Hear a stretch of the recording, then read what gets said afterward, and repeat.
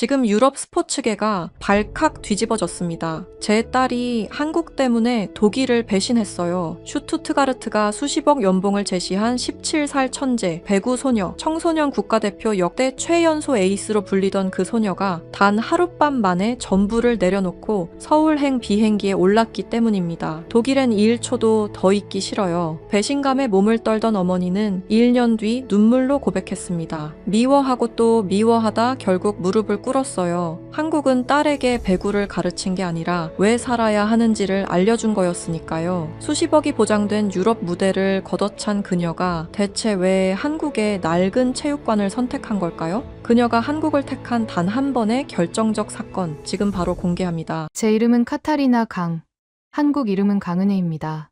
하지만 저는 은혜라는 이름을 제 인생에서 지운 지 이미 30년이 넘었습니다. 7살 때 독일로 입양된 후 제게 한국은 가난하고 촌스러운 기억, 그리고 저를 버린 비정한 나라일 뿐이었으니까요. 위는 패션계에서 악바리처럼 버텨 성공한 제가 다시는 한국 땅을 밟을 일이 없을 거라 장담했습니다. 남편의 갑작스러운 한국 지사 발령이 아니었다면 말이죠. 딱 1년만 눈 딱 감고 버티자. 그 생각 하나로 서울행 비행기에 올랐을 때 제 옆에는 세상에서 가장 아름답고 또 세상에서 가장 불행한 표정의 딸 소피아가 앉아 있었습니다. 소피아 베버. 제 딸이라서가 아니라 소피아는 정말 신이 정성껏 빚은 조각품 같았어요. 184cm의 압도적인 키에 조망만한 얼굴, 동양의 신비로운 눈매와 서구적인 피지컬을 동시에 갖춘 아이. 독일 청소년 배구 국가대표팀의 부동의 에이스이자 차기 올림픽의 주역으로 꼽히던 아이였죠. 하지만 비행기가 인천공항 활주로에 바퀴를 내리는 순간부터 제 완벽한 계획에 균열이 가기 시작했습니다. 한국 특유의 습한 공기가 폐부로 들어오자 소피아가 미간을 잔뜩 찌푸리며 독일어로 속삭였거든요. 마마, 숨쉬기가 힘들어요. 공기가 무거워요. 그때 알아챘어야 했습니다. 이 낯선 땅이 우리 모녀를 완전히 다른 세계로 끌고 갈 거라는 거요. 우리가 살게 된 곳은 학군 좋기로 소문난 평범한 신도시 아파트였습니다. 국제학교 대기 순번이 너무 길어 어쩔 수 없이 소피아를 근처 해원고등학교에 보내야 했죠. 남녀공학이라 그나마 다행이라고 생각했습니다. 교복을 맞추러 간 날을 저는 죽을 때까지 잊을 수 없을 겁니다. 칙칙한 회색 재킷에 무릎까지 덮는 어정쩡한 길이의 체크무늬 치마. 위넨의 세련된 핏과는 거리가 먼 그 옷을 입고 전신 거울 앞에 선 소피아는 마치 우아한 백조가 오리떼 속에 억지로 끼어든 것처럼 어색하고 불편해 보였습니다. 게다가 그 끔찍한 체육복은 또 어떻고요. 등판에 촌스러운 궁서체로 회원이라고 큼지막하게 적힌 진보라색 트레이닝복이라니요. 소피아, 그냥 1년만 참아. 어차피 넌 여기서 친구를 사귈 필요도 없고 그저 시간만 때우면 돼. 훈련은 엄마가 알아본 개인 트레이너랑 하면 되니까 학교 애들이랑 섞일 생각하지 마. 저는 딸에게 신신당부했습니다. 하지만 문제는 옷이 아니었어요. 등교 첫날부터 소피아는 학교라는 이름의 동물원에 갇힌 원숭이가 되었습니다. 교문을 들어서는 순간 수백 개의 눈동자가 제 딸에게 화살처럼 꽂혔다고 해요. 와, 키 봐. 모델이야 뭐야. 외국인인가 봐. 혼혈 개쩐다. 와 대박. 비율 실화냐. 아이들의 수군거림은 순수한 호기심이었겠지만 한국어를 전혀 모르는 소피아에게는 그저 날카로운 소음이자 비웃음처럼 들렸을 겁니다. 184cm의 키는 독일 배구 코트 위에서는 신이 내린 축복이었지만 한국의 좁은 교실과 낮은 복도에서는 재앙이나 다름없었습니다. 교실 문을 통과할 때마다 고개를 숙여야 했고 책상은 무릎이 닿아 제대로 앉기조차 힘들었죠. 소피아는 점점 더 작아졌습니다. 집에 돌아오면 방에 틀어박혀 독일 친구들과 영상통화를 하며 우는 게 유일한 낙이었어요. 그러던 어느 날 학교에서 전화가 왔습니다. 체육 선생님이라더군요. 어머니, 소피아 학생 피지컬이 학교에서 난리가 났습니다. 제가 배구부 감독을 겸하고 있는데요. 테스트 한번 보게 해주시죠. 이런 인재를 썩힐 수는 없습니다. 저는 콧방귀를 뀌었습니다. 선생님, 제 딸은 독일 청소년 국대예요. 분데스리가 스카우트들이 줄을 서 있는 애라고요. 한국 고등학교 배구부요. 수준 안 맞아서 못합니다. 애폼 망가져요. 제 말투가 꽤나 거만했는지 수학이 너머로 당황하는 기색이 역력했습니다.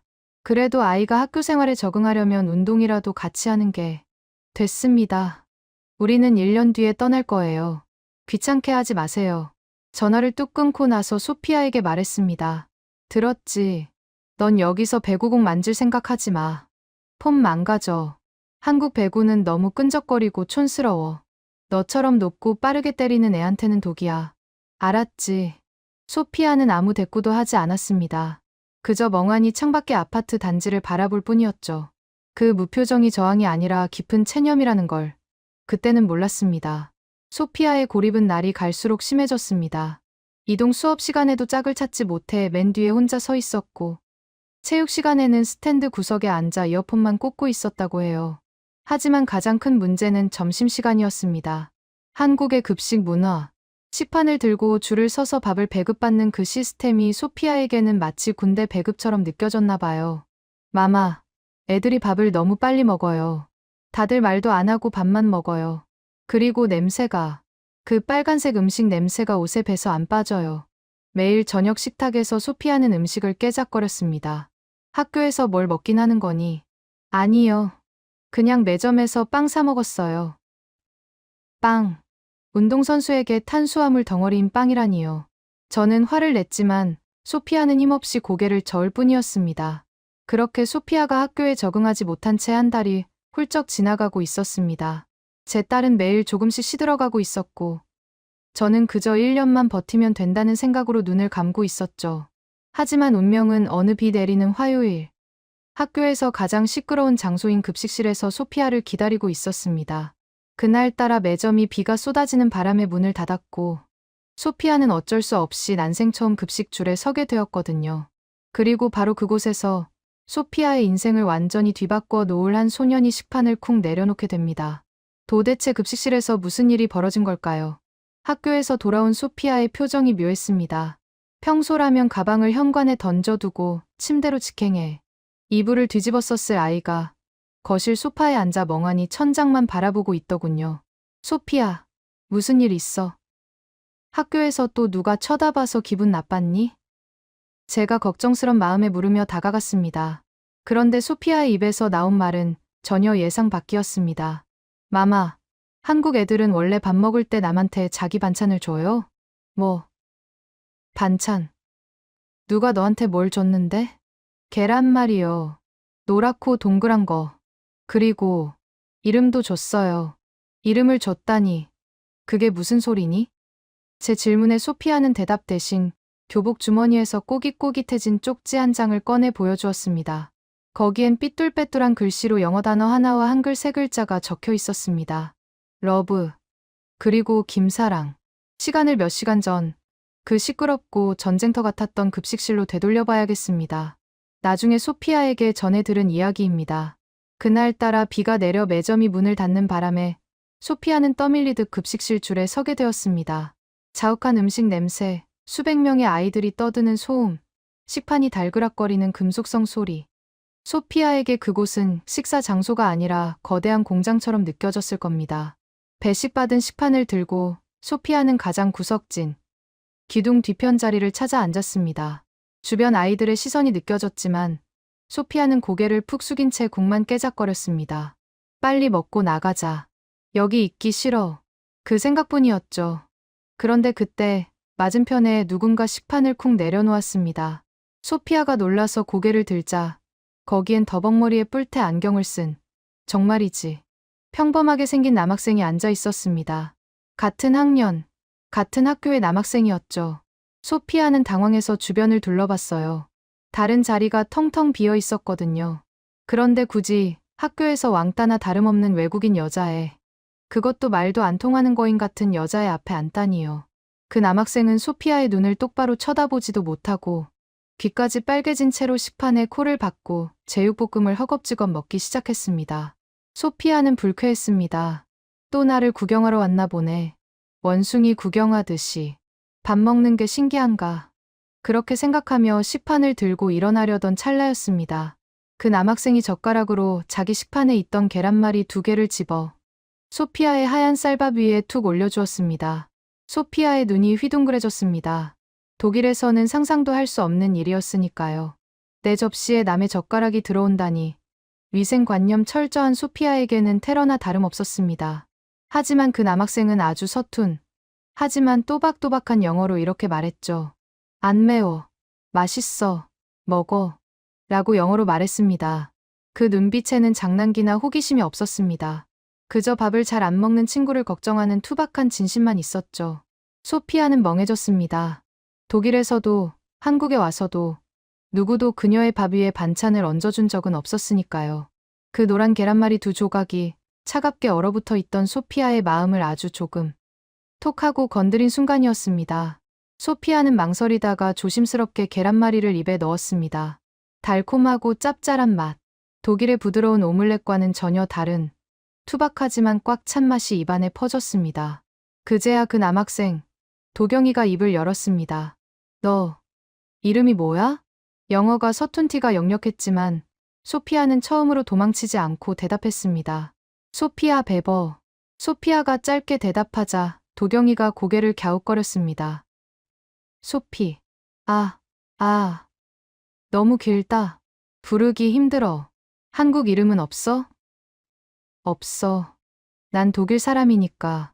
소피아가 퉁명스럽게 대답하자 도경이는 잠시 생각에 잠기더니 물었습니다. 그럼 미들네임은?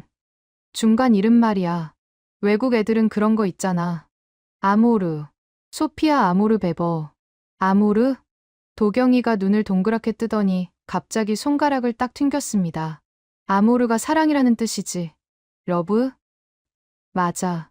근데 그게 왜? 그럼 너 한국 이름은 사랑이네. 김사랑 어때? 김사랑? 소피아가 어이없다는 듯 되묻자 도경이가 씩 웃으며 말했습니다. 한국에서 제일 예쁜 이름이야. 김은 그냥 한국에 김씨가 제일 많아서 붙인 거고. 사랑은 너 미들네임이잖아. 오늘부터 너 김사랑해.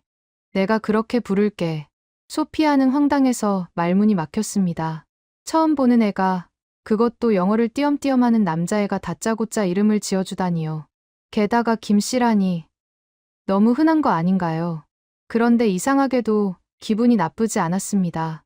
학교에 온 지 한 달이 넘도록 아무도 그녀의 이름을 제대로 불러주지 않았거든요. 그저야 외국인, 거기 키 큰 애, 모델이라고 불렸을 뿐이었죠. 그런데 이 아이는 그녀에게 사랑이라는 세상에서 가장 따뜻한 단어를 이름으로 선물한 겁니다. 야, 김사랑. 이거 내일 또 줄게. 내일도 여기 앉아. 혼자 먹지 마. 도경이는 급식실을 나가면서 뒤도 돌아보지 않고 손을 흔들었습니다. 그 뒷모습을 보며 소피아는 처음으로 이 낯선 학교가 조금은 덜 차갑게 느껴졌다고 합니다. 그 쪽지에 적힌 러브와 김사랑이라는 글자를 보며 소피아는 그날 저녁 처음으로 한국어 발음을 연습했습니다. 김, 사, 랑. 그날 이후 도경이는 소피아의 전담 통역사이자 가이드가 되었습니다. 영어가 유창해서가 아니었어요. 도경이는 손짓 발짓, 그리고 번역기 앱을 동원해 소피아와 끊임없이 소통하려 노력했습니다. 야, 사랑아. 이거 매점 빵인데 신상이야. 초코 들었어. 먹어봐. 사랑아. 다음 시간 체육이니까 체육복 입어야 돼. 탈의실 저기야. 사랑아. 선생님이 너 교무실로 오래. 내가 같이 가줄게. 겁먹지 마. 도경이의 목소리는 항상 활기찼고 소피아를 부를 때마다 사랑아, 사랑아 하고 노래를 부르는 것 같았습니다. 소피아는 처음엔 귀찮아했지만 점차 도경이가 있는 학교 생활에 익숙해져 갔습니다. 어느 날 저녁 소피아가 식탁에서 젓가락질 연습을 하고 있더군요. 콩자반을 집으려고 낑낑대는데 손가락에 쥐가 날 것 같아 보였습니다. 뭐 하는 거니? 그냥 포크 써. 집에서도 왜 그래? 제가 핀잔을 주자 소피아가 진지한 표정으로 대답했습니다. 도경이가 그랬어요. 젓가락질을 잘해야 한국 사람이라고. 나도 김사랑이니까 잘해야 된대요. 그래야 급식 빨리 먹을 수 있대요. 저는 피식 웃음이 났지만 한편으로는 불안감이 스멀스멀 올라왔습니다. 내 딸이, 미네네 귀족처럼 우아하게 키운 내 딸이 점점 한국의 평범한 여고생 흉내를 내고 있었으니까요. 하지만 제가 진짜 걱정해야 할 건 젓가락질이 아니었습니다. 소피아 안에 잠재되어 있던 배구 본능이 도경이 덕분에 엉뚱한 곳에서 폭발하게 될 줄은 꿈에도 몰랐거든요. 사건은 체육 시간에 터졌습니다. 그날은 반대항 피구 시합이 있는 날이었습니다. 한국 학교의 피구, 정말 치열하더군요. 나중에 소피아에게 전해 들은 이야기입니다만 소피아는 여느 때처럼 구석에 서 있으려 했지만 아이들이 그녀를 가만두지 않았습니다. 야, 김사랑. 너 키 크잖아. 앞에서 공 좀 막아봐. 벽 역할 좀 해. 반장인 혜진이가 소피아의 등을 떠밀었습니다. 소피아는 쭈뼛거리며 코트 안으로 들어갔습니다. 상대방 아이들이 소피아의 거대한 키를 보고 처음엔 겁을 먹었지만 곧 소피아가 피할 생각도 없이 멍하니 서 있다는 걸 알고 집중 공격을 시작했습니다. 공이 소피아의 발 밑으로 어깨 옆으로 슝슝 지나갔습니다. 야, 김사랑, 뭐해? 좀 움직여. 피하라고. 같은 팀 아이들이 소리를 질렀습니다. 소피아는 당황했습니다. 배구공이 아닌 말랑한 고무공, 네트가 없는 코트, 규칙 없는 난타전. 모든 게 낯설고 무서웠죠. 그때 상대편의 에이스라 불리는 운동신경 좋은 아이가 던진 공이 소피아의 얼굴을 향해 정면으로 날아왔습니다. 속도가 꽤 빨랐습니다. 피해. 스탠드에서 지켜보던 도경이가 벌떡 일어나 소리쳤습니다. 하지만 소피아는 피하지 않았습니다. 아니, 피할 필요가 없었죠. 본능이었습니다. 날아오는 물체를 보고 몸이 이성보다 먼저 반응한 겁니다. 소피아의 오른팔이 채찍처럼 휘어지더니 얼굴 바로 앞까지 날아온 공을 손바닥으로 정확하게 쳐냈습니다. 팡! 엄청난 파열음과 함께 공은 반대편 코트 바닥에 내리꽂혔습니다. 마치 배구의 스파이크처럼 공은 바닥을 튕기고 체육관 천장까지 솟구쳤습니다. 체육관에 정적이 흘렀습니다. 시끄럽게 응원하던 아이들도 호루라기를 입에 문 체육 선생님도 입을 딱 벌리고 소피아를 쳐다봤습니다. 소피아 자신도 놀란 눈치였습니다. 손바닥이 얼얼했습니다. 오랜만에 느껴보는 타격감. 그 짜릿한 전율이 손끝에서부터 전신으로 퍼져나갔습니다. 와, 미쳤다. 대박. 야, 봤어? 방금 뭐였어? 소리 들었어? 아이들의 환호성이 터져 나왔습니다. 그 순간 소피아는 처음으로 아이들의 시선이 비웃음이나 호기심이 아닌 경이로움이라는 걸 느꼈습니다. 그리고 그 시선들 사이에서 누구보다 환하게 웃으며 엄지를 치켜세우고 있는 도경이가 보였습니다. 사랑아, 짱이다. 너 진짜 멋있다. 도경이의 입모양을 읽은 소피아의 얼굴에 옅은 홍조가 피어올랐습니다. 하지만 이 사건은 잠자고 있던 사자를 깨운 격이었습니다. 체육 선생님이 흥분한 얼굴로 누군가를 불렀거든요. 채원아, 민채원 봤지? 쟤다. 쟤 무조건 데려와야 돼. 해원고등학교 배구부의 주장이자 승부욕이 강하기로 유명한 민채원. 그녀는 팔짱을 낀 채 소피아를 차갑게 노려보고 있었습니다. 그 눈빛은 환호하는 다른 아이들과는 달랐습니다. 평가하고, 분석하고, 의심하는 눈빛이었죠. 키만 멀대같이 커서 폼은 엉망이네. 기본기도 없는 것 같은데. 저런 애가 우리 훈련을 버티겠어요? 채원이의 중얼거림을 소피아는 듣지 못했지만 두 소녀 사이에는 이미 보이지 않는 스파크가 튀고 있었습니다. 독일의 개인기 중심 엘리트 배구와 한국 특유의 조직력과 끈기를 강조하는 배구. 물과 기름 같은 두 세계가 정면으로 충돌할 시간이 다가오고 있었던 겁니다. 과연 소피아는, 아니 이제 막 김사랑이라는 이름을 얻은 내 딸은 이 텃세 심하고 맵기로 소문난 한국 배구부에서 살아남을 수 있을까요? 그리고 그녀의 수호천사 도경이는 이 험난한 위기에서 또 어떤 기상천외한 방법으로 소피아를 지켜낼까요? 체육 선생님의 끈질긴 설득, 아니 거의 애원에 가까운 스토킹에 저는 결국 두 손 두 발을 다 들었습니다. 어머님, 딱 한 번만요. 테스트만 보게 해주세요. 소피아가 원하지 않으면 절대 강요 안 합니다. 제 교직 생명을 걸고 약속드립니다. 학교 정문 앞까지 찾아온 선생님의 열정에 기가 찼지만 한편으로는 잘됐다 싶었습니다. 소피아가 한국 배구부의 그 촌스럽고 강압적인 분위기를 직접 겪어보면 배구하겠다는 소리가 쏙 들어갈 테니까요.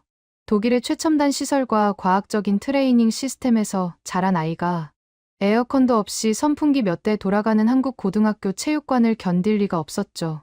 사실 소피아도 피고 사건 이후 은근히 배구에 대한 갈망이 생긴 눈치였습니다. 도경이가 지어준 김사랑이라는 이름표를 가슴에 달고 무언가 확인해보고 싶은 표정이었거든요. 그래서 저는 오히려 역이용하기로 했습니다. 소피아, 가보자. 가서 네가 왜 여기서 운동을 못하는지 보여주고 와.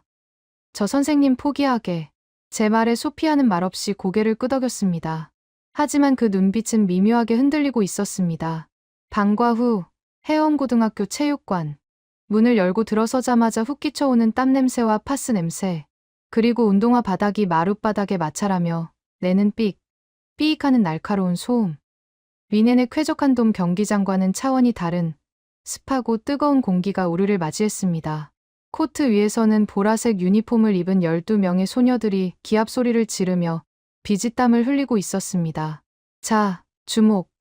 오늘 테스트 볼 친구다. 다들 알지? 2학년 3반 소피아 베버. 감독님이 손뼉을 치자 훈련이 중단되었습니다. 선수들이 땀을 닦으며 소피아를 쳐다봤습니다. 호기심 어린 눈빛도 있었지만 개 중에는 명백한 저기를 띤 눈빛도 있었습니다. 바로 주장 민채원이었죠. 175cm의 키에 단단한 근육질 몸매, 짧게 자른 커트 머리가 인상적인 채원이는 팔짱을 낀 채 소피아를 위아래로 훑어보고 있었습니다. 마치 네가 얼마나 잘하는지 두고 보자는 심산인 듯했습니다. 소피아, 가볍게 스파이크 몇 개만 때려보자. 세터, 공 올려줘. 감독님의 지시에 소피아가 코트로 들어갔습니다. 무릎 보호대도 전용 배구화도 없이 학교 실내화를 신은 상태였죠. 세터가 올려준 공은 독일에 비해 낮고 빨랐습니다. 하지만 소피아는 천재였습니다. 공이 올라오는 궤적을 눈으로 쫓는 순간 몸이 스프링처럼 튀어 올랐습니다. 타점은 네트보다 훨씬 높았습니다. 소피아의 긴 팔이 허공을 가르며 공이 윗부분을 사정없이 내리쳤습니다. 펑! 대포 소리가 났습니다. 공은 상대 코트의 3m 라인 안쪽에 수직으로 꽂히며 튀어 올랐습니다. 체육관 천장을 때릴 듯 솟구치는 공을 보며 감독님은 입을 다물지 못했습니다. 와, 진짜다. 이건 진짜야. 주변의 부원들도 웅성거렸습니다. 야, 소리 들었어? 미쳤다. 저 타점을 누가 막아? 소피아는 덤덤한 표정으로 착지했습니다.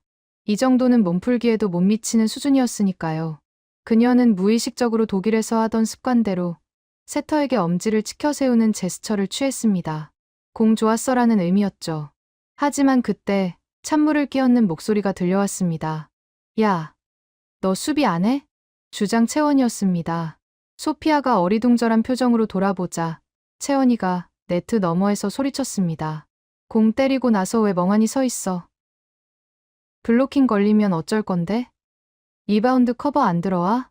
분위기가 순식간에 얼어붙었습니다. 감독님이 말리려 했지만 채원이는 멈추지 않았습니다. 감독님, 얘 수비 하나도 할 줄 몰라요. 그냥 키만 큰 공격 기계예요. 우리 팀 컬러랑 안 맞아요. 통역이 없어도 그 적대감은 고스란히 전달되었습니다. 소피아는 당황했습니다. 독일에서 그녀는 에이스였습니다. 에이스의 역할은 점수를 내는 것이고 굳은 일과 수비는 리베로와 다른 선수들이 전담해서 그녀를 받쳐주는 것이 당연한 시스템이었죠. 공격을 성공시켰는데 왜 혼이 나야 하는지 소피아는 이해할 수 없었습니다. 채원이가 공 하나를 집어들고 소피아 쪽으로 던졌습니다. 받아. 못 받으면 넌 그냥 용병이야. 우린 용병 필요 없어. 팀원이 필요하지. 채원이가 직접 스파이크를 때리기 시작했습니다. 강력한 스파이크가 소피아의 발 밑으로 날아들었습니다. 소피아는 엉거주춤하게 팔을 뻗었지만 공은 팔을 맞고 엉뚱한 곳으로 튀어나갔습니다. 자세 봐라. 무릎 더 낮춰. 배구 혼자 해? 네가 왕이야? 채원이의 불호령이 계속되었습니다. 소피아의 얼굴이 붉게 달아올랐습니다. 그건 수치심이었습니다. 세계 최고의 유망주라 불리던 자기가 한국의 낡은 체육관 바닥에서 이름도 모르는 또래에게 기본기도 안 된 초보자 취급을 받고 있었으니까요. 저는 더 이상 볼 수 없어 자리에서 일어났습니다. 그만해. 당신들 지금 뭐 하는 거야? 소피아, 나와. 가자. 제가 소피아의 팔을 잡아 끌었습니다. 이런 수준 낮은 곳에서 모욕당할 이유 없어. 쟤네들은 그냥 널 질투하는 거야.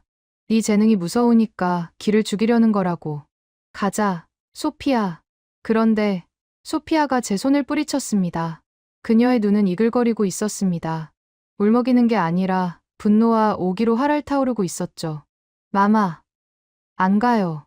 뭐, 너 지금 제정신이야? 저 쇼컷 머리애가 나보고 뭐라고 했는지 알아요? 소피아는 도경이에게 배운 서툰 한국어로 더듬더듬 말했습니다. 용, 병. 머선어리. 나보고 돈 받고 뛰는 용병이래요. 소피아는 채원이를 똑바로 노려보며 말했습니다. 나 용병 아니야. 나도 팀할 수 있어. 소피아는 다시 코트 중앙으로 걸어갔습니다. 그리고 채원이를 향해 자세를 낮췄습니다. 리시브 자세였습니다. 무릎을 꿇다시피 낮추고 두 팔을 앞으로 뻗은 그 자세는 엉성했지만 비장했습니다. 다시 쳐봐. 받아낼 때까지 안 가. 그 눈빛을 읽은 채원이의 입가에 비릿한 미소가 스쳤습니다. 오냐. 깡다구는 있네. 어디 한번 버텨봐. 그날 저녁 소피아는 온몸에 멍이 든 채 집으로 돌아왔습니다. 팔뚝은 시퍼렇게 부어올랐고 무릎은 까져서 피가 배어 나오고 있었죠. 저는 속이 상해서 약을 발라주며 소리쳤습니다. 미련한 것. 그냥 나오지 왜 그걸 다 받아주고 있어. 네가 수비수야. 넌 공격수라고. 소피아는 아파하면서도 묘하게 상기된 얼굴로 말했습니다. 마마, 한국 배구는 이상해요. 그래, 이상하지. 그러니까 그만둬. 아니요. 이상한데 짜릿해요. 내가 공을 못 받으면 옆에서 다른 애가 몸을 날려서 받아줘요. 내가 넘어지면 뒤에서 누가 잡아줘요. 소피아의 머릿속에 아까의 장면이 스쳐 지나갔습니다. 채원이의 강스파이크를 못 이겨 소피아가 뒤로 넘어졌을 때 등 뒤에서 누군가가 소피아를 받쳐주며 외쳤던 말. 괜찮아. 커버. 내가 있어. 그건 채원이가 아닌 다른 팀원들의 목소리였습니다. 주장은 독하게 몰아붙였지만 나머지 팀원들은 넘어진 소피아를 일으켜 세우며 등을 두드려 주었습니다. 야, 너 맷집 좋다. 처음인데 잘 버티네. 그 투박한 격려들이 소피아의 가슴에 박혔던 모양입니다. 마마, 나 배구부 할래요. 뭐, 절대 안 돼. 공부나 해. 할 거예요. 저 쇼커 기집애한테 보여줄 거예요. 나도 수비할 수 있다고. 나도. 김사랑이라고. 소피아의 고집을 꺾을 수 있는 사람은 아무도 없었습니다. 다음 날부터 소피아는 매일 방과 후 체육관으로 출근했습니다. 하지만 그곳은 꽃길이 아닌 가시밭길이었습니다. 독일식의 자유분방한 개인주의와 한국식의 엄격한 위계질서와 조직력. 이 두 세계의 충돌은 이제 막 시작에 불과했으니까요. 특히 주장 채원이는 소피아를 팀원으로 인정하지 않았습니다. 야, 김사랑. 너 때문에 박자 다 깨져. 넌 왜 네 생각만 해? 블로킹 타이밍 안 맞출 거야? 네가 뛰고 싶을 때 뛰지 말고 세터 손을 보라고. 훈련 내내 채원이의 고함 소리가 체육관을 울렸습니다. 소피아는 입술을 깨물며 버텼지만 속으로는 점점 골마가고 있었습니다. 내가 여기서 뭘 하고 있는 거지? 나는 세계 최고가 될 사람인데 왜 여기서 이런 취급을 받아야 해? 갈등이 폭발 직전으로 치닫던 어느 날 훈련을 지켜보던 도경이가 조용히 체육관 밖으로 나갔습니다. 그리고 잠시 후 양손에 검은 비닐봉지를 잔뜩 들고 다시 나타났습니다. 그 봉지 안에서 풍겨나오는 매콤하고 달콤한 냄새. 그것은 꽉 막힌 소피아와 배구부의 관계를 뚫어줄 도경이의 비장의 무기였습니다. 하지만 그 무기가 과연 통할까요?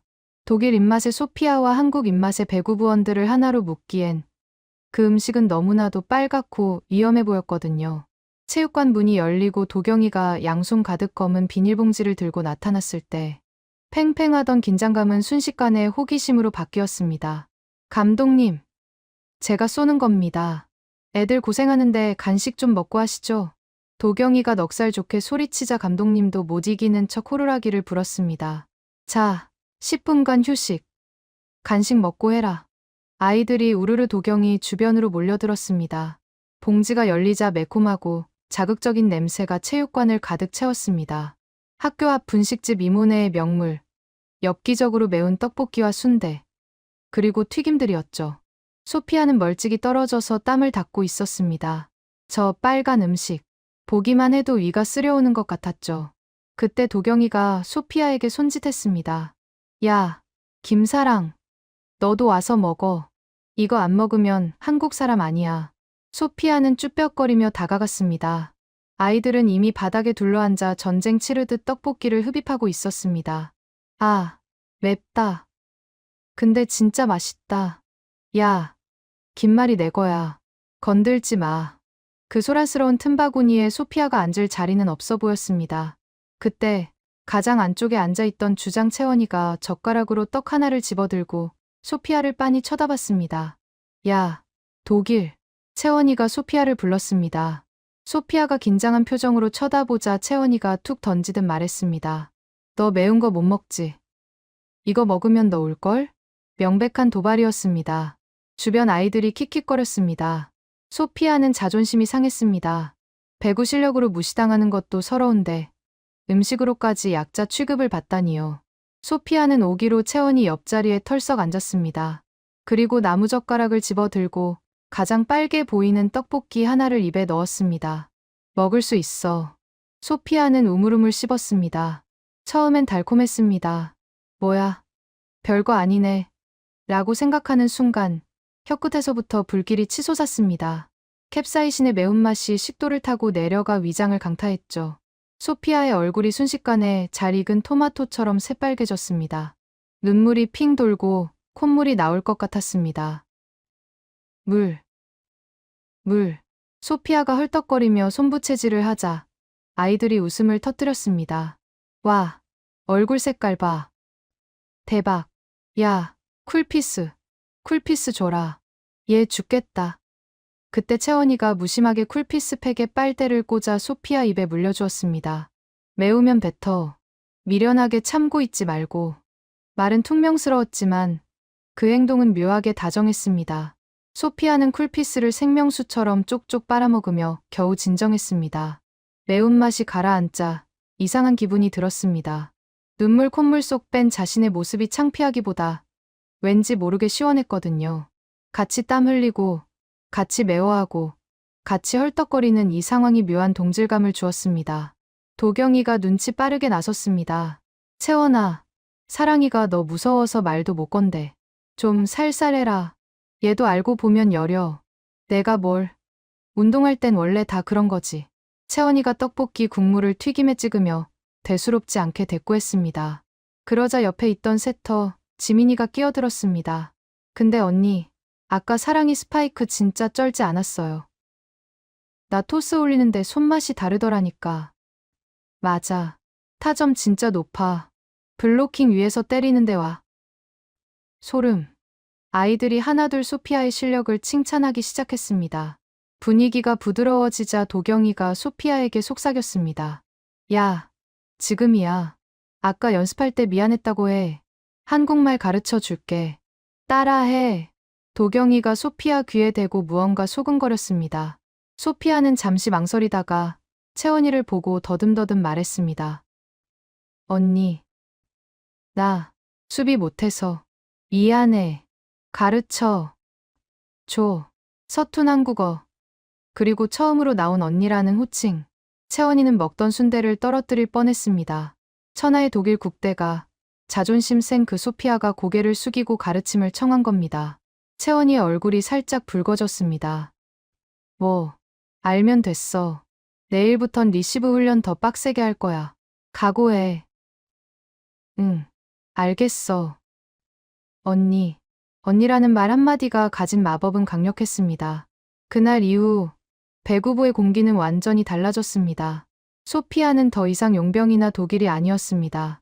아이들은 그녀를 사랑이 혹은 사랑 언니라고 불렀습니다. 사랑아, 무릎 더 굽혀. 그렇지. 나이스. 사랑이 수비 좋았다. 훈련은 여전히 고됐지만 소피아는 더 이상 외롭지 않았습니다. 실수해서 바닥에 구르면 누군가 손을 내밀어 일으켜 주었고 힘든 체력 훈련이 끝나면 서로의 어깨를 주물러 주었습니다. 소피아는 처음으로 팀이라는 게 무엇인지 배웠습니다.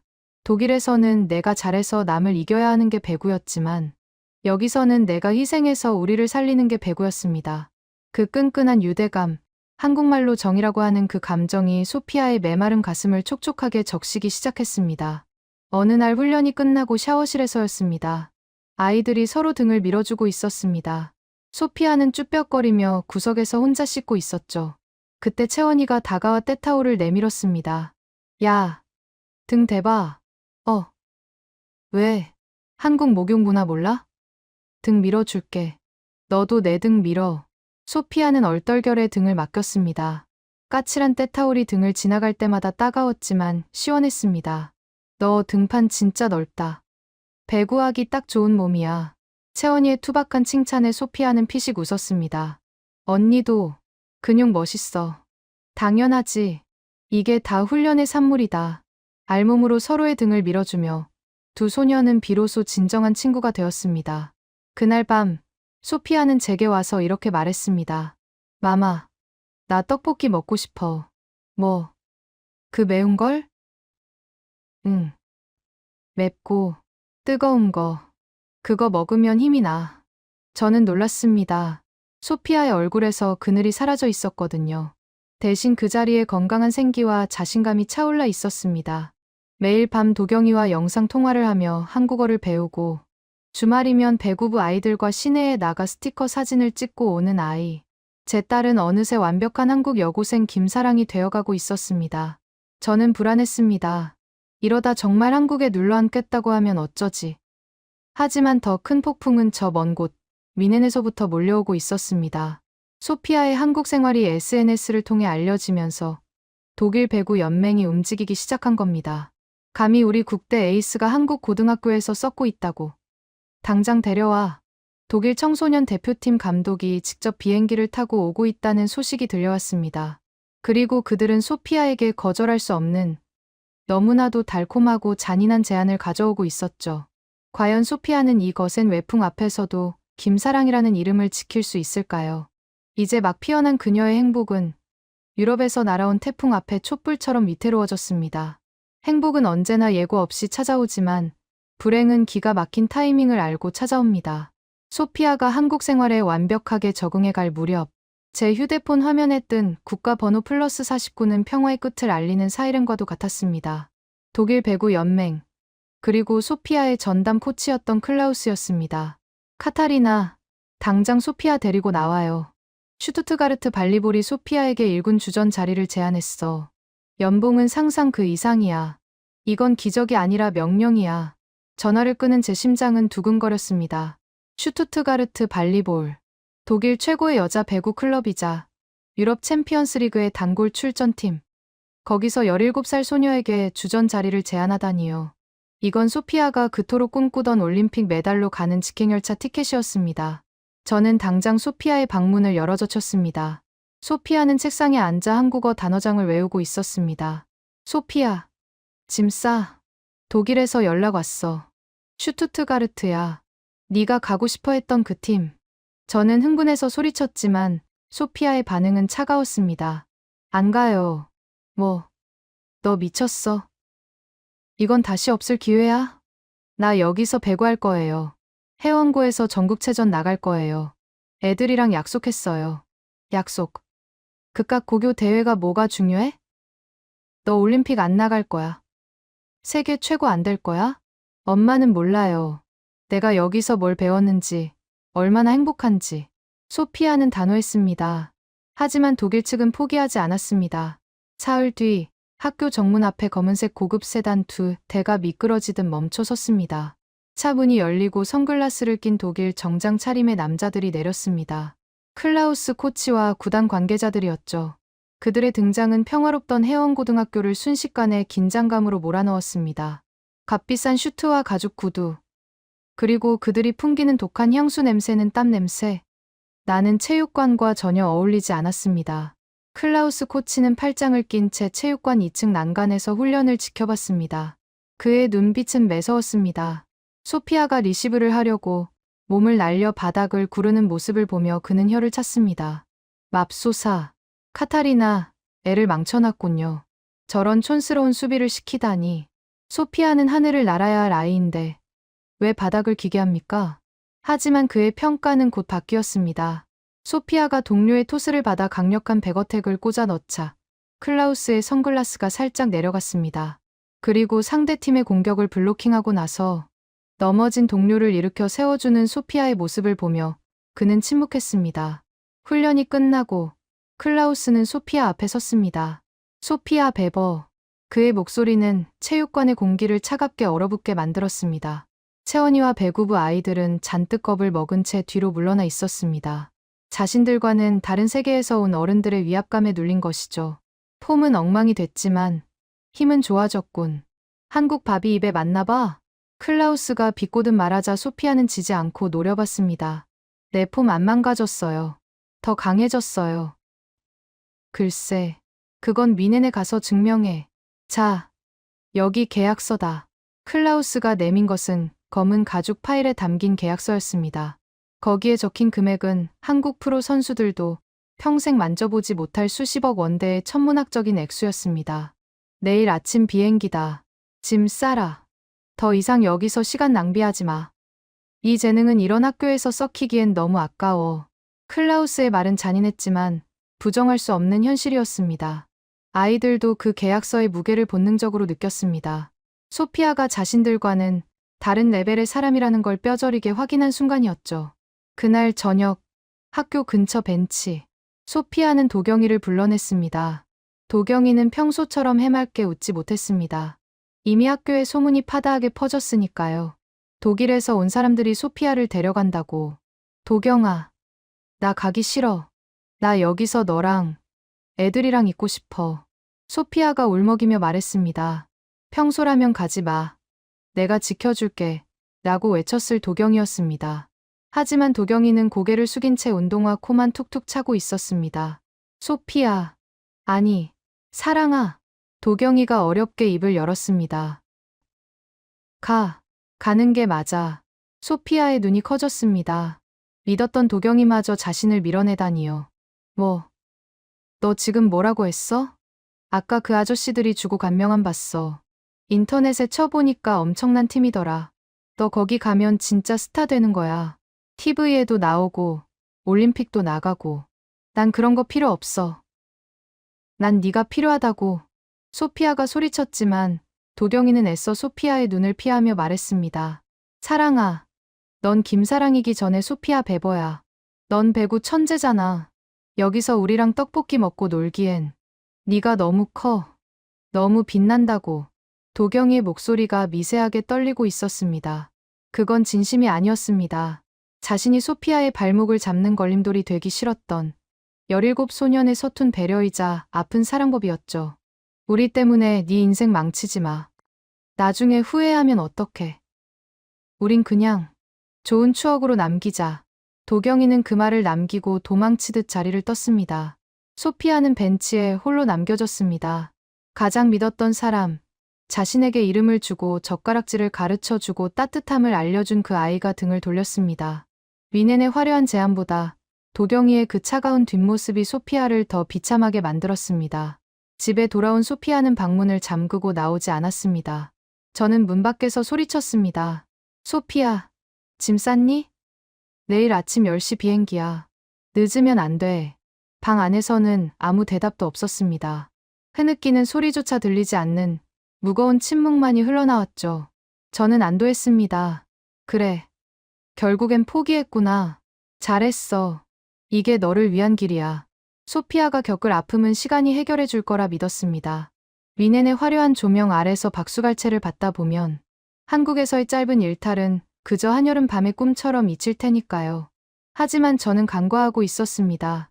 제 딸이 제 생각보다 훨씬 더 단단하게 자랐다는 것을. 그리고 김사랑이라는 이름이 그녀에게 단순한 별명이 아니라 목숨을 걸고 지키고 싶은 정체성이 되었다는 사실을 말이죠. 다음 날 아침, 공항으로 가는 택시 안. 소피아는 창밖만 바라보고 있었습니다. 퉁퉁 부은 눈, 굳게 담은 입술. 차는 인천공항을 향해 고속도로를 달리고 있었습니다.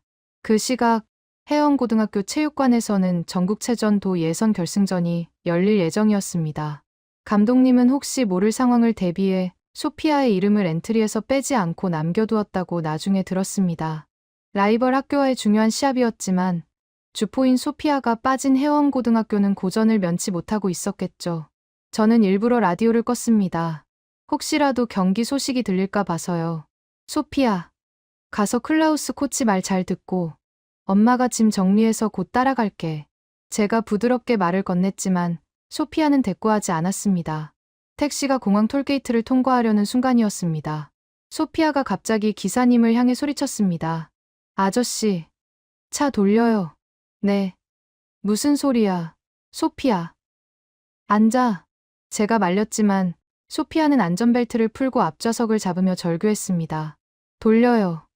나 공항 안 가요. 체육관으로 가요. 너 미쳤어? 지금 가면 다 끝이야. 미넨도, 올림픽도 다 날아간다고. 상관없어요. 엄마는 한국이 부끄러워요? 난 아니야. 난 한국인인 게 좋고, 김사랑인 게 좋아. 내가 없으면 우리 팀 진단 말이야.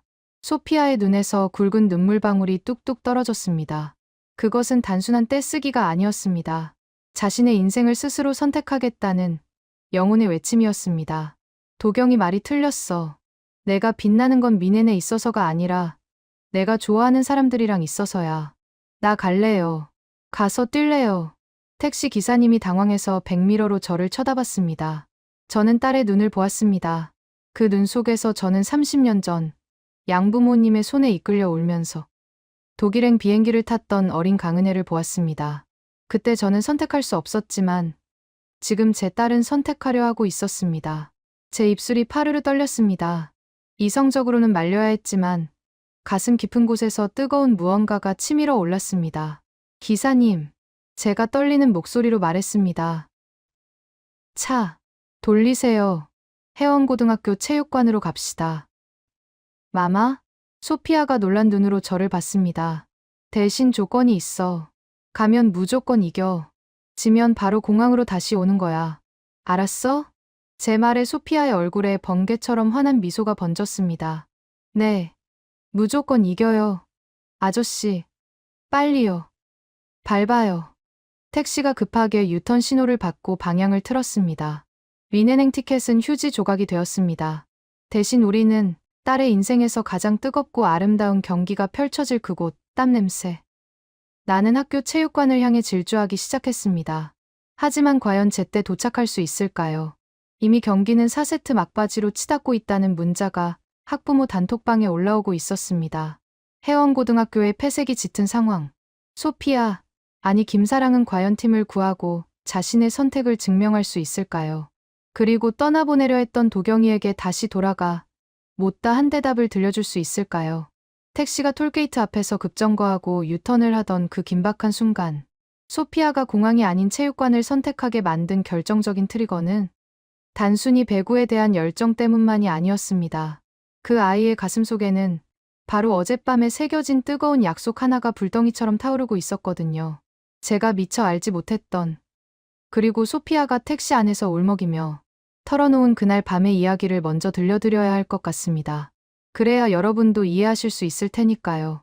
왜 제 딸이 수십억 연봉 대신 낡은 체육관의 땀 냄새를 택했는지를요.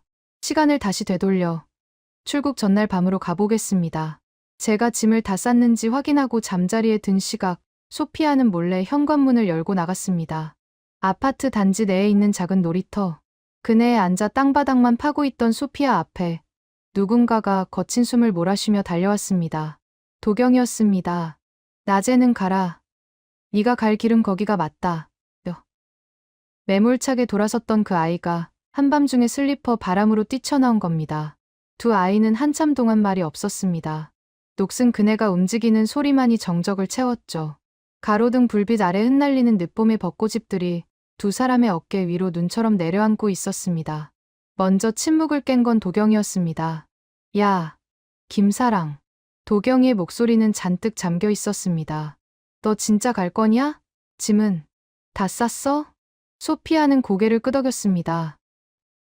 응, 엄마가 다 쌌어. 내일 아침에 가. 그래, 잘 됐네.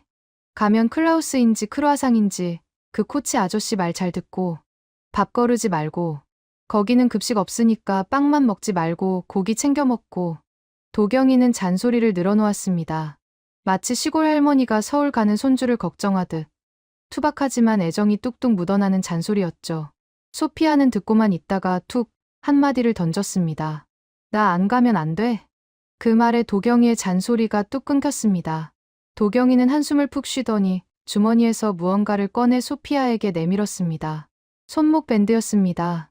스포츠 브랜드의 비싼 제품도 아닌 문방구에서 파는 1,000원짜리 하얀색 밴드. 하지만 거기에는 검은색 매직으로 삐뚤빼뚤하게 하지만 힘주어 쓴 글씨가 적혀 있었습니다. K사랑 이라고 영어로 적혀 있었습니다. 그리고 그 옆에는 작게 태극 마크가 그려져 있었죠.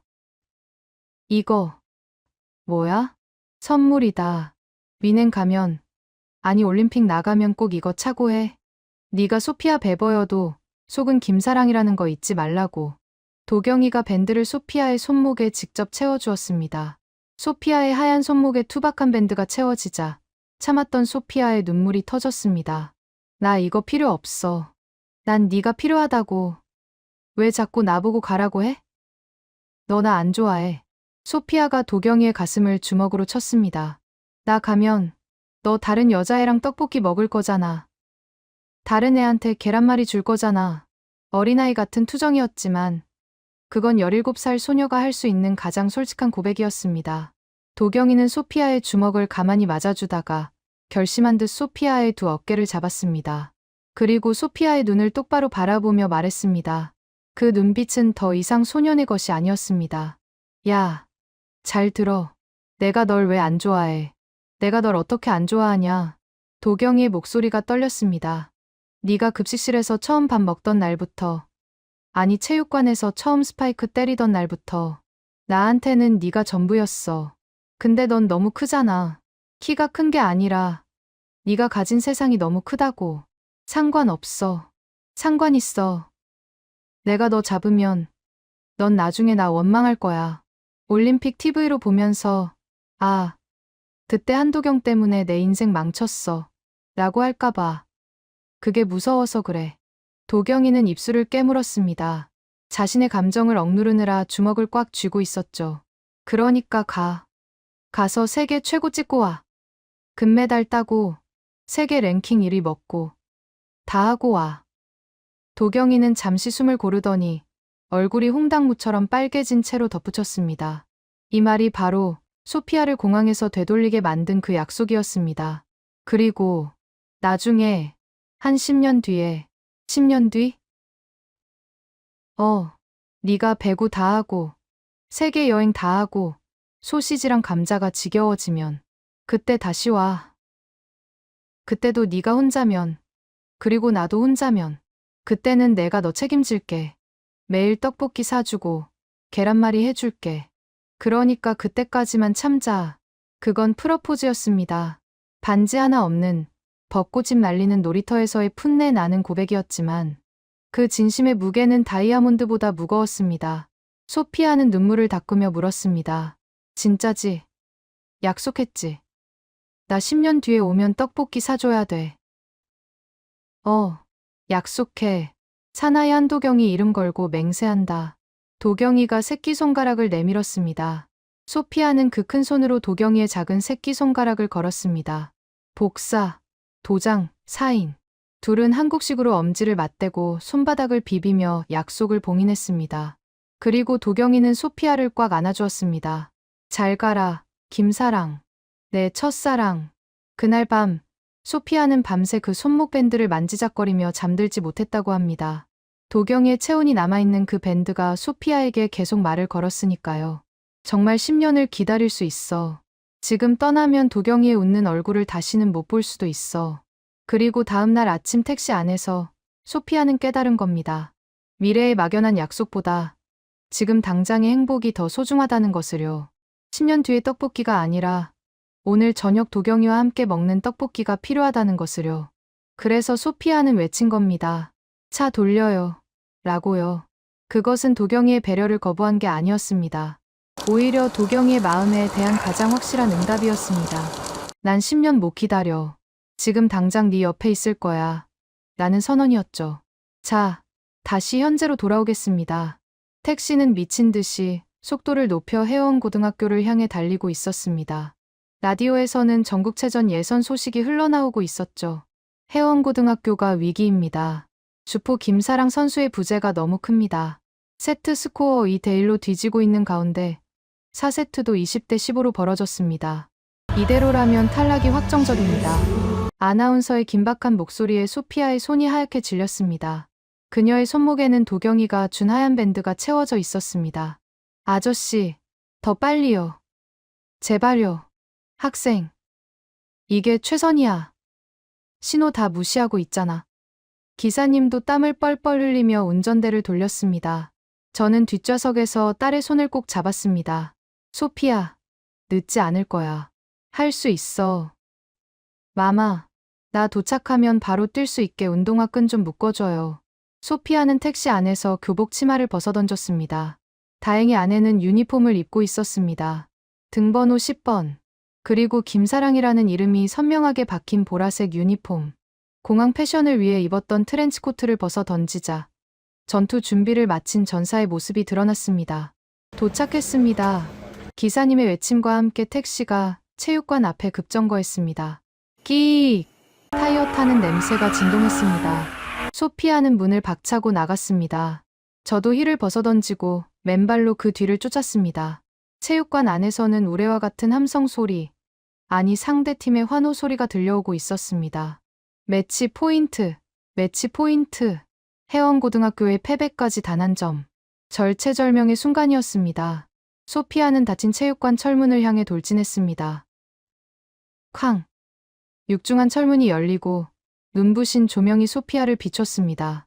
그 순간 체육관의 모든 시간이 멈춘 것 같았습니다. 코트 위에 쓰러져 있던 채원이도, 관중석에서 울상을 짓고 있던 도경이도, 그리고 승리를 확신하던 상대팀 선수들도 모두 입을 딱 벌리고 문 쪽을 바라보았습니다. 거기에는 헝클어진 머리에 땀범벅이 된, 하지만 그 어느 때보다 빛나는 눈동자를 가진 거인이 서 있었습니다. 나왔어. 소피아의 목소리가 체육관을 울렸습니다. 늦어서 미안해. 이제 판 뒤집자. 돌아온 에이스, 김사랑의 귀환이었습니다. 과연 벼랑 끝에 몰린 해원고등학교는 기적을 만들 수 있을까요? 그리고 소피아를 본 도경이의 표정은 어떻게 변했을까요? 이제 전설이 될 그 경기가 시작됩니다. 철문이 열리고 소피아가 등장한 순간 체육관의 공기는 문자 그대로 진공 상태가 되었습니다. 심판의 호루라기도, 관중들의 함성도, 선수들의 거친 숨소리마저 멈춘 듯한 찰나의 정적. 그 고요를 깬 건 도경이의 외침이었습니다. 김사랑! 관중석 맨 앞줄, 목이 터져라 응원하다가 쉰 목소리가 된 도경이가 벌떡 일어나 소리쳤습니다. 그의 눈은 믿을 수 없다는 듯 크게 뜨여 있었고 눈가에는 눈물이 그렁그렁했습니다. 공항으로 떠난 줄 알았던 그녀가 미넨의 화려한 유니폼 대신 촌스러운 해원고등학교의 보라색 유니폼을 입고 서 있었으니까요. 소피아는 도경이를 향해 짧게 윙크를 날렸습니다. 나 안 갔어. 약속 지키러 왔어. 나는 무언의 신호였죠. 심판님, 선수 교체합니다. 김사랑 선수 들어갑니다. 해원고등학교 감독님이 다급하게 버저를 눌렀습니다. 감독님이 엔트리에 소피아의 이름을 남겨둔 것이 신의 한 수였죠. 스코어는 24대 20. 상대팀인 명성고등학교가 4세트 승리, 아니 경기 전체의 승리까지 단 한 점만을 남겨둔 상황이었습니다. 한 점만 내주면 끝인 벼랑 끝의 상황. 소피아는 벤치에 앉아있던 후보 선수와 하이파이브를 하며 코트로 들어섰습니다. 언니, 진짜 왔네요. 지친 기색이 역력한 세터 지민이가 울먹이며 말했습니다. 주장 채원이는 바닥에 주저앉아 무릎을 잡고 있었습니다. 그녀의 무릎은 이미 한계에 다다라 테이핑 위로 퉁퉁 부어올라 있었죠. 소피아는 채원이에게 다가가 손을 내밀었습니다. 일어나, 주장. 아직 안 끝났어. 채원이는 소피아의 손을 잡고 힘겹게 일어났습니다. 미친년. 공항 간다며. 비행기는 어쩌고. 놓쳤어. 아니, 안 탔어. 여기가 더 재밌어 보여서. 소피아가 씩 웃자 채원이도 피식 웃음을 터뜨렸습니다. 그래. 재미는 여기가 더 있지. 근데 상황이 좀 빡세다. 한 점 주면 끝이야. 안 주면 되지. 나 믿어. 경기가 재개되었습니다. 명성고등학교의 서브. 상대팀 에이스가 소피아를 의식한 듯 강한 서브를 날렸습니다. 공은 네트를 스치며 뚝 떨어지는 까다로운 코스로 날아왔습니다. 마이. 채원이가 몸을 날려 공을 받아 올렸습니다. 불안정한 리시브였지만 공은 세터 지민이의 머리 위로 정확히 배달되었습니다. 지민이의 눈빛이 바뀌었습니다. 그동안 줄 곳이 없어 답답했던 그녀에게 드디어 확실한 공격 루트가 생긴 겁니다. 사랑 언니. 지민이가 공을 높이 띄웠습니다. 높고 시원한 토스. 소피아가 도움닫기를 시작했습니다. 하나, 둘, 셋. 그녀의 발이 바닥을 박차고 날아오르는 순간 체육관 안의 모든 시선이 그녀의 타점에 고정되었습니다. 네트보다 머리 하나는 더 높이 올라간 압도적인 높이. 상대팀 블로커 2명이 필사적으로 손을 뻗었지만 소피아의 손은 그들의 손끝보다 훨씬 위에 있었습니다. 대포알 같은 스파이크가 상대 코트의 3m 라인 안쪽에 내리꽂혔습니다. 수비수가 반응조차 할 수 없는 속도였습니다. 와, 해원고등학교 응원석이 뒤집어졌습니다. 24대 21. 추격의 시작을 알리는 득점이었습니다. 하지만 명성고등학교도 만만치 않았습니다. 그들은 소피아가 후위로 빠지는 로테이션을 노려 집요하게 목적타 서브를 넣었습니다. 김사랑 리시브 약해. 저기만 노려. 상대 감독의 지시가 들려왔습니다. 공이 소피아의 발 밑으로 날아왔습니다. 과거의 소피아였다면 당황해서 실책을 했을 겁니다. 하지만 지금의 소피아는 달랐습니다. 그녀는 채원이에게 혹독하게 훈련받은 대로 무릎을 꿇고 자세를 낮췄습니다. 비록 폼은 엉성했지만 공을 정확히 세터에게 연결했습니다. 나이스 리시브. 동료들의 외침과 함께 다시 공격 기회가 왔습니다. 이번에는 소피아가 아닌 채원이가 해결했습니다. 상대 수비가 소피아에게 쏠린 틈을 타 채원이가 영리하게 빈 곳으로 공을 밀어 넣은 겁니다. 24대 22. 점수 차가 좁혀질수록 체육관의 열기는 뜨거워졌습니다. 저는 관중석 맨 뒤에서 두 손을 모으고 기도했습니다. 제 딸이 미넨의 귀족이 아닌 해원고등학교의 전사로서 싸우는 모습을 보며 가슴이 벅차올랐습니다. 은혜야, 보고 있니? 네 딸이 한국 땅에서 한국 아이들과 땀 흘리고 있어. 어릴 적 저를 떠나보냈던 친부모님 생각이 났습니다. 그분들도 저를 이렇게 간절하게 응원하셨을까요? 24대 23. 한 점 차까지 따라붙었습니다. 명성고등학교의 작전 타임. 상대팀 선수들의 표정에는 공포가 서려 있었습니다. 돌아온 괴물, 김사랑의 기세에 눌린 것이죠. 반면 해원고등학교 벤치는 축제 분위기였습니다. 할 수 있어. 역전 가자. 소피아는 물을 마시며 도경이를 쳐다봤습니다. 도경이는 응원단장이라도 된 듯 북을 치며 목이 터져라 소리를 지르고 있었습니다. 날아라 김사랑. 해원고 파이팅. 그 모습이 너무 웃기고 또 고마워서 소피아는 힘든 줄도 몰랐습니다. 다시 경기 재개. 이번 랠리는 길었습니다. 양팀 모두 몸을 날리는 수비로 공을 살려냈습니다. 소피아도 몸을 사리지 않았습니다. 바닥에 미끄러지며 디그를 성공시키고 곧바로 일어나 공격 준비를 했습니다. 지민아, 팩. 소피아가 후위 공격을 요청했습니다. 지민이가 뒤쪽으로 길게 공을 뽑아주었습니다. 소피아가 뒤에서 날아올랐습니다. 일명 파이프 공격. 중앙 후위에서 날아와 때리는 고난도 기술이었습니다. 상대 블로커들이 타이밍을 뺏겨 우왕좌왕하는 사이 소피아의 손을 떠난 공이 코트 구석에 정확히 꽂혔습니다. 24대 24. 듀스. 기어이 동점을 만든 겁니다. 체육관이 떠나갈 듯한 함성에 묻혔습니다. 이제부터는 멘탈 싸움이었습니다. 누가 더 간절한가? 누가 더 대담한가? 듀스 접전이 이어졌습니다. 25대 25, 26대 26. 점수는 30점을 넘겨 32대 32까지 갔습니다. 선수들은 탈진 직전이었습니다. 소피아도 숨이 턱까지 차올랐습니다. 다리가 후들거리고 어깨가 끊어질 것 같았습니다. 그때 채원이가 소피아의 어깨를 툭 쳤습니다. 야, 김사랑, 힘들지? 죽을 것 같아. 나도 그래. 근데 봐봐. 저기 네 남친 응원하는 거. 채원이가 가리킨 곳에는 도경이가 땀범벅이 된 채 거의 울면서 응원가를 부르고 있었습니다. 사랑의 김사랑, 우유빛깔 김사랑. 그 촌스러운 응원가에 소피아는 피식 웃음이 터졌습니다. 쟤 진짜 시끄러워 죽겠네. 그러니까 빨리 끝내자. 쟤 목 쉬겠다. 채원이의 말에 소피아는 다시 힘을 냈습니다. 그래. 끝내자. 떡볶이 먹으러 가야지. 33대 32. 해원고등학교의 매치 포인트. 서브권은 해원고등학교에게 있었습니다. 채원이가 서브를 넣었습니다. 상대 리시브가 흔들렸지만 상대 에이스가 억지로 공격을 시도했습니다. 공이 네트를 넘어왔습니다. 하지만 힘이 실리지 않아 밋밋하게 날아왔죠. 찬스 볼이었습니다. 지민이가 안정적으로 공을 받아 올렸습니다. 사랑 언니, 마무리. 모두가 알았습니다. 이 공은 소피아에게 갈 것이라는 걸. 소피아는 마지막 남은 힘을 짜내 도약했습니다. 상대 블로커 3명이 동시에 떴습니다. 벽이었습니다. 정면 승부는 막힐 위험이 있었습니다.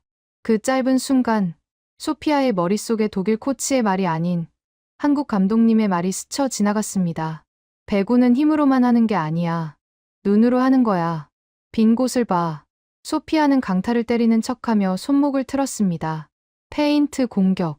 공은 블로커들의 손끝을 살짝 넘어 텅 빈 코트 중앙에 툭 떨어졌습니다. 힘이 아닌 지능으로 만든 완벽한 득점이었습니다. 경기 종료를 알리는 휘슬 소리. 34대 32. 해원고등학교의 승리. 그 순간 소피아는 그대로 코트 바닥에 대자로 뻗었습니다. 천장의 조명이 별처럼 반짝거렸습니다. 그리고 그 별들 사이로 동료들의 얼굴이 하나둘 나타났습니다. 와, 이겼어. 우리가 이겼어. 아이들이 소피아 위로 겹겹이 포개지며 엉엉 울었습니다. 땀과 눈물, 그리고 뜨거운 체온이 뒤섞인 그 순간, 소피아는 태어나서 처음으로 완벽한 행복을 느꼈습니다. 미넨의 화려한 우승 트로피보다 지금 친구들의 무게가 훨씬 더 값지게 느껴졌으니까요. 관중석에서 뛰어내려온 도경이가 그 덩어리 속에서 소피아의 손을 잡았습니다. 야, 김사랑. 너 진짜 최고야. 소피아는 누운 채로 도경이를 보며 웃었습니다. 나 배고파. 떡볶이 사줘. 사줄게. 순대도 사주고 튀김도 다 사줄게. 체육관은 승리의 환호와 웃음소리로 가득 찼습니다. 저는 멀리서 그 모습을 지켜보며 조용히 눈물을 훔쳤습니다. 그리고 휴대폰을 꺼내 클라우스 코치에게 문자를 보냈습니다. 클라우스, 미안해요. 소피아는 못 갑니다. 여기 더 중요한 계약이 생겼거든요. 전송 버튼을 누르는 제 손은 더 이상 떨리지 않았습니다. 계절이 바뀌어 체육관 밖에는 붉은 단풍이 들기 시작했습니다. 그날의 극적인 예선 통과 이후 해영고등학교 배구부는 그야말로 지옥 훈련에 돌입했습니다. 전국체전. 한국의 모든 고교 운동선수들에게 꿈의 무대라 불리는 그곳에서 소피아는 자신의 선택이 틀리지 않았음을 증명해야 했습니다. 단순히 배구 잘하는 외국인 용병이 아니라 한국 배구에 완전히 녹아든 팀의 에이스로서 말이죠. 저는 매니저를 자청해 훈련을 지켜봤습니다. 제 딸의 무릎은 성한 날이 없었습니다. 하루에도 수백 번씩 바닥에 몸을 던지는 디그 훈련, 멍이 가실 날 없는 팔뚝. 독일이었다면 비효율적이야. 선수 보호 차원에서 금지해. 라고 소리쳤겠지만 저는 침묵했습니다. 소피아가 훈련이 끝나면 그 멍든 팔로 채원이와 떡볶이를 나눠 먹으며 세상 가장 행복한 표정을 짓고 있었으니까요. 그 상처들은 영광의 훈장이었습니다. 드디어 결전의 날, 전국체전 고등부 배구 결승전이 열리는 장충체육관은 발 디딜 틈이 없었습니다. 독일 국대를 포기한 소녀를 보기 위해 몰려든 관중들과 취재진으로 북새통을 이뤘죠. 상대는 고교 배구의 전통 강호, 세광고등학교였습니다. 그들은 소피아의 높이를 봉쇄하기 위해 철저한 맞춤 전략을 들고 나왔습니다. 김사랑만 막으면 돼. 쟤는 지치면 범실 나온다. 세광고등학교 벤치의 고함 소리가 들렸습니다. 1세트와 2세트는 팽팽했습니다. 세광고등학교는 소피아에게 공이 올라가면 무조건 3단 블로킹을 떴습니다. 3명의 수비수가 벽을 쌓아 시야를 가리는 작전이었죠. 소피아의 스파이크가 잇따라 블로킹에 막히자 관중석에서 탄식이 흘러나왔습니다. 아, 역시 혼자서는 안 되나 봐. 피지컬은 좋은데 한국 스타일에는 안 맞네. 사람들의 수군거림이 제 귀에 거슬렸습니다. 저도 모르게 주먹을 꽉 쥐었습니다. 아니야. 내 딸은 예전의 소피아가 아니야. 3세트 중반, 위기가 찾아왔습니다. 세트 스코어 1대1 상황에서 15대 20으로 뒤처지고 있었죠. 소피아의 호흡이 거칠어졌습니다. 그때 작전 타임이 불렸습니다. 벤치로 들어온 소피아에게 도경이가 물병을 건넸습니다. 도경이는 응원단장답게 머리에 붉은 띠를 두르고 있었습니다. 사랑아, 들려? 뭐가? 사람들이 너보고 뭐라 하는지. 몰라. 시끄러워서 안 들려. 그럼 내 목소리만 들어. 넌 최고야. 그리고 넌 혼자가 아니야. 옆을 봐. 소피아가 고개를 돌리자 땀범벅이 된 채원이와 지민이 그리고 동료들이 그녀를 바라보며 웃고 있었습니다. 채원이가 소피아의 등짝을 세게 내려쳤습니다. 야, 정신 안 차려? 쟤네가 벽 쌓으면 어떡하라고 했어? 피하라고. 아니, 이용하라고. 넌 김사랑이야. 쫄지 마. 그 짧은 한마디가 소피아의 눈을 번쩍 뜨이게 했습니다. 다시 코트 위 세터 지민이가 공을 올렸습니다. 또다시 3단 블로킹이 떴습니다.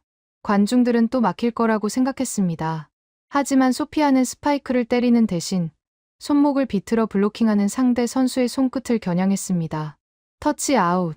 공은 상대의 손을 맞고 코트 밖으로 튕겨 나갔습니다. 힘으로 뚫는 게 아니라 상대를 이용하는 지능적인 플레이. 와, 하. 함성이 터졌습니다. 그때부터 소피아의 쇼타임이 시작되었습니다. 강타와 연타를 섞어가며 상대 수비 라인을 흔들어 놓았죠. 하지만 진짜 하이라이트는 공격이 아닌 수비였습니다. 4세트 24대 23. 해원고등학교의 매치 포인트. 상대 에이스가 마지막 힘을 짜내 대각선 스파이크를 날렸습니다. 수비가 빈 곳을 정확히 찌른 완벽한 공격이었습니다. 모두가 끝났다고 생각했습니다.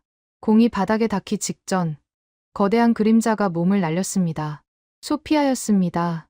184cm의 장신이 바닥을 쓸듯이 몸을 던지는 팬케이크 수비.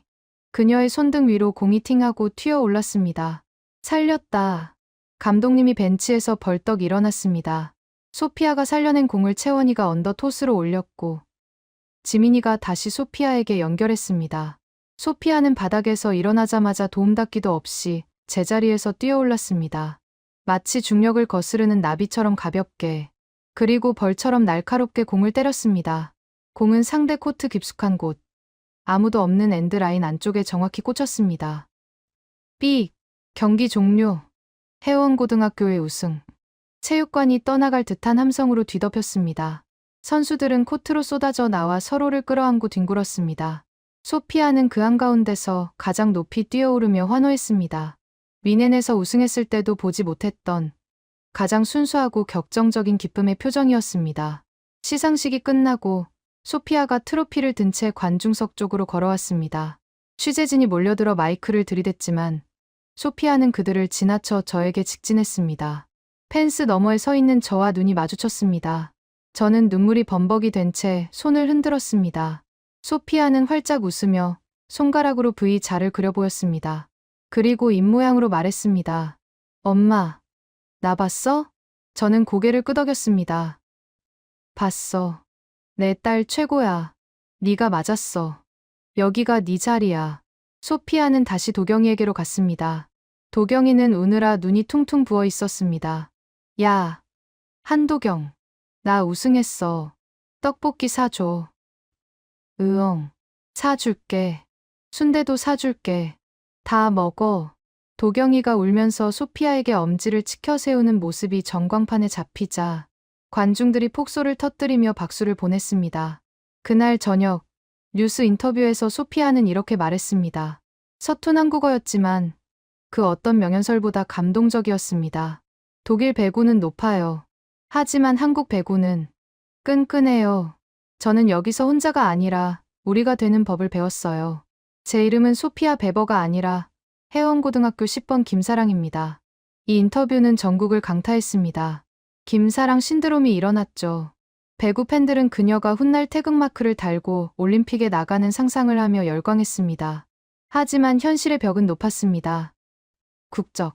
소피아는 여전히 독일 국적이었고 만 18살이 되면 비자 문제로 한국을 떠나야 할지도 모르는 상황이었습니다. 독일 배구 연맹은 여전히 소피아를 포기하지 않고 귀국을 종용하고 있었죠. 우승의 기쁨도 잠시, 우리는 또 다른 거대한 선택 앞에 서게 되었습니다. 그때 뜻밖의 인물이 우리에게 손을 내밀었습니다. 한국 배구의 전설적인 선배 선수였습니다. 현역 시절 세계 최고의 공격수로 이름을 떨치고 은퇴 후에도 후배 양성에 힘쓰고 있던 그 레전드가 소피아의 경기를 보고 SNS에 올린 글 하나가 대한민국을 발칵 뒤집어 놓은 겁니다. 김사랑 선수, 탐나네요. 저랑 같이 국대에서 뛰어보면 어떨까요? 제가 멘탈 코칭해드릴게요. 이 한마디가 불러온 파장은 엄청났습니다. 단순한 고교생의 성장 드라마가 이제 국가적인 관심사로 확대된 겁니다. 과연 소피아는 독일 국적을 포기하고 귀화라는 험난한 과정을 선택할 수 있을까요? 그리고 제가 30년 동안 외면해왔던 한국인이라는 정체성을 제 딸은 온전히 받아들일 수 있을까요? 이제 소피아의 마지막 도전, 태극마크를 향한 여정이 시작됩니다. 전국체전 우승의 열기가 채 식기도 전, 우리 집 거실에서는 심각한 가족회의가 열렸습니다. 주제는 단 하나, 귀화. 소피아가 한국 국가대표가 되기 위해서는 독일 국적을 포기하고 한국 국적을 취득해야 했습니다. 이건 단순히 서류 한 장의 문제가 아니었습니다. 독일에서 쌓아온 모든 것, 분데스리가의 스카우트 제안, 유럽 무대의 문, 그리고 소피아의 미래가 걸린 중대한 사안이었죠. 남편은 미넨에서 영상통화로 걱정스러운 표정을 지었습니다. 소피아, 정말 후회 안 하겠니? 독일 국적이 있으면 유럽 어디서든 자유롭게 뛸 수 있어. 한국 국적을 선택하면 많은 걸 포기해야 해. 현실적인 조언이었습니다. 하지만 소피아의 눈은 흔들림이 없었습니다. 그녀의 책상 앞에는 태극기가 걸려 있었고 그 옆에는 김사랑이라는 한글 이름표가 붙어 있었으니까요. 아빠, 나 결정했어. 난 한국에서 뛸 때 가슴이 뛰어. 도경이랑 채원 언니랑 그리고 엄마의 나라에서 국가대표가 되고 싶어. 엄마의 나라. 그 말이 제 가슴을 후벼 팠습니다. 저는 평생 한국을 지우려 노력했는데 딸은 그 한국을 자신의 조국으로 삼겠다고 합니다. 아이러니하게도 딸의 선택이 저를 치유하고 있었습니다. 다음 날부터 소피아의 한국인 되기 프로젝트가 시작되었습니다. 귀화 시험 준비는 생각보다 만만치 않았습니다. 애국가 사절까지 외우기, 한국의 역사 공부하기, 복잡한 예절 익히기.